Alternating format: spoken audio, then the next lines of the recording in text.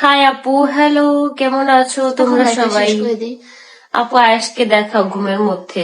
আপু আয়েশ তো ওই রুমে, আব্বু আম্মুর মাঝখানে আছে, এখন কি ফোন নিয়ে যাবো যদি বলো? আমি আমরা হচ্ছে এই রুমটা একদম মানে বিছনাটা ঝাড়ু দিয়ে তারপর হচ্ছে এখানে একটা চেয়ার নিয়ে আসি ওর জন্য, ফিডার, তারপর হচ্ছে মামপট সবকিছু এখানে রেখে তারপর ওকে নিয়ে আসি। আমি একদম আয়েশের জন্য অনেক সুন্দর শেষ সুন্দর ফিনিশিং। ফিচার কিনি বুঝছো, বাট আয়েশ ওগুলো দিয়ে খায় না। আমার আয়েশের জন্য একটা মাম ফিটার কিনছে 1500 টাকা দিয়ে, কিন্তু আয়েশ হচ্ছে সেটা দিয়ে একটা কি ওটা যেন কি, ওটা মাম ফিটারই হ্যাঁ ওটা দিয়ে হচ্ছে আয়েশ পানি খায় না।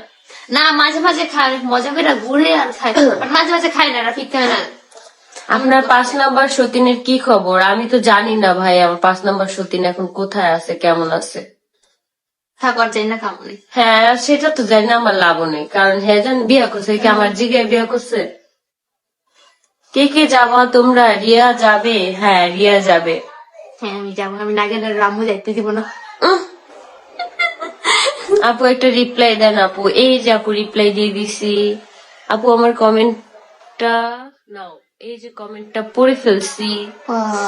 ইন্দোনেশিয়া। আসসালামু আলাইকুম আপু। ওয়ালাইকুম আসসালাম। তুই লাইভ কর, আমি দেখে। না আমি আমার লাইফ শেষ করে দিলাম, লাইফটা শেষ করে দিয়ে যাও। ভাই রিয়াকে ভালো লাগে, ও দ্রুত কথা বলে। আমি আরো বেশি দ্রুত কথা বলি।